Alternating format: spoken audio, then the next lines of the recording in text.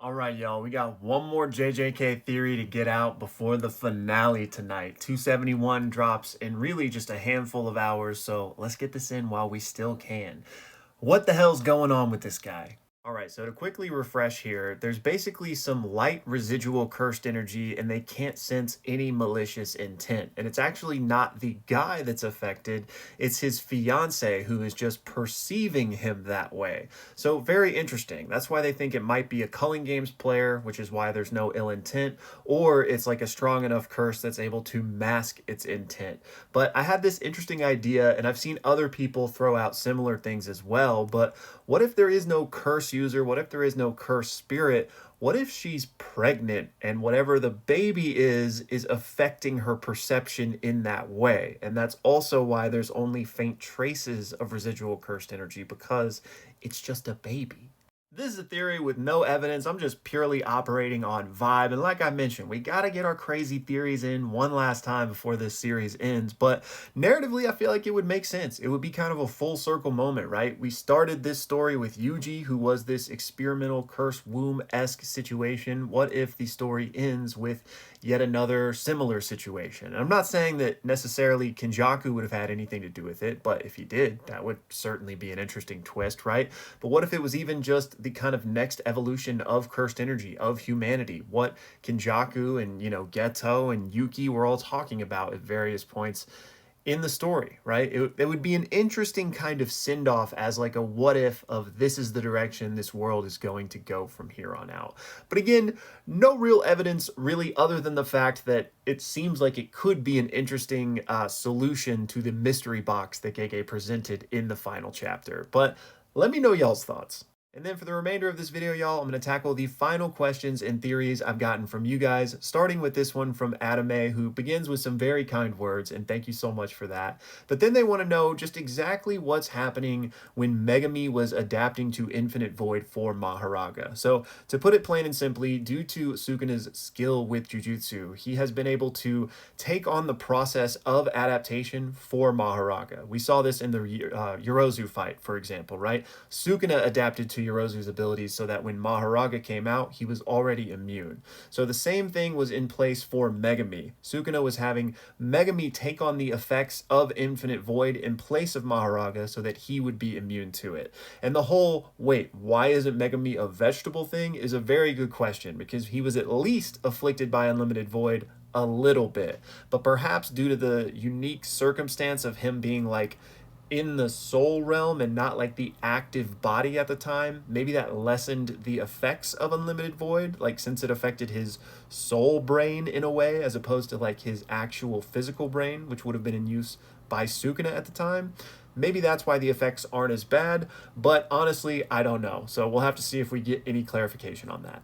Next up, we got a list of theories here from Cam, so let's run through these one by one. The first says, do you think we could consider Yuji to now have a soul attribute to his cursed energy the same way Hikari and Kashimo do? And no, I don't think so. I think Yuji's soul perception and the way he's able to utilize that with his abilities is not quite the same as like his cursed energy having a specific property the same way theirs do. The next is, what do you think about Yuji's furnace being different in that he restricts it to his hands only, basically making it melee instead of ranged because of like certain binding vows he does? And I think that would certainly be a cool twist on it. That's one of the things I wanted to see before the series ended, was his version of the furnace. But we have one chapter left, but it doesn't seem like we're going to get that. And then the next is, do I think that blood manipulation could be as broken as the Six Eyes Limitless or Perfected 10 Shadows if its reversal is a form of body or soul manipulation? And I mean, in a hypothetical world, maybe, but those two are like the best in the verse, or at least amongst the best in the verse. So I think even if we did give blood manipulation some sort of crazy reversal, it wouldn't quite stack up to them, but it would certainly be powerful. The next talks about a hypothetical reversal of 10 Shadows being light-based Shikigami, and that's something I've talked about before, and I think that would be awesome, especially if the light Shikigami were just a completely different stable of Shikigami. Imagine like totalities where you combine both of them together. And then the next one says he really hopes Gege revisit this in a part 2. And yeah, I mean, I think everyone would honestly be on board for that. So we'll have to see what happens. Maybe there's an announcement tonight. I doubt it, but you never know what could happen in a few years. And then finally, if Yuji learns how to turn people into cursed objects, could he potentially do that, then eat those things and gain their power? And I don't think it would quite work that way. I do think that you would need someone's consent in order to turn them into a cursed object, or they would just have to do it themselves. We know Kinjaku taught people, so we're not sure if like he gave them instructions and they did it, or he just did it for them. But even if you can do it to somebody else, I don't imagine that's something you can do just like, again, without their consent or their agency in the process. And then, the same way that Yuji was a sukuna, or excuse me, a vessel for sukuna, did make him more powerful to some extent, but I don't know if he would just be able to like glean everyone's power, even in a hypothetical scenario where he was able to turn everyone into cursed objects. Maybe he'd get a little stronger, but I just don't see him being able to like pile up infinite curse techniques that way. Next up, we got this one from Sylv, and y'all pause to read it, but we got a couple questions here, starting with this one, which is basically, if Sukuna did re-enter Yuji, would their enchain binding vow still be in place? And in my opinion, no. That was a one-time quid pro quo thing, not multiple uses. So Sukuna revived Yuji, and in return, he got the one-time use of chanting enchain in order to get control of Yuji's body. I don't think he could chant enchain again and let that happen again. And then he says, if there is a part two, it would be cool if there was a binding vow where Yuji made with Sukuna, not in order to get his power, but just to get his knowledge of jujutsu, to help him level up.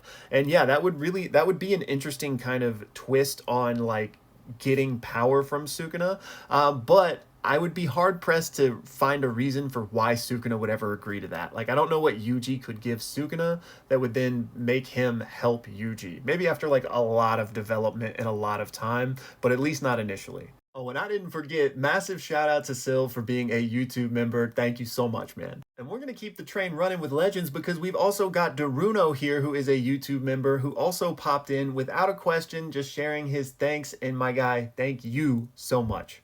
Next up, we got this from Timothy Wayne, who says, content idea, with you being a JJK and D&D fan, it would be really cool for me to make or do some content around JJK like 5e builds. And that does sound like a really cool idea. So that might be something we look into after JJK ends. Also, I do have a whole YouTube channel about D&D, specifically Critical Role and Worlds Beyond Number. So for any of you nerds that I'm speaking your language out there, let me know down in the comments and I'll hit you up. Next, we got this from Gojo, who says, I want to know if you think the cast would stand a chance against Gojo under the conditions that he started with the same nerfs that Sukuna did when the cast fought Sukuna. Meaning, he doesn't have his RCT initially, he doesn't have his domain initially, and he's a little bit beaten and battered and bruised, right? Also, that Yuji would be doing soul punches on Gojo as well. And the caveat I'll say here is that I don't think the soul punches would affect Gojo as much because he's not an incarnated sorcerer that would be being stripped from his vessel, which I think played a big role in Sukuna's downfall.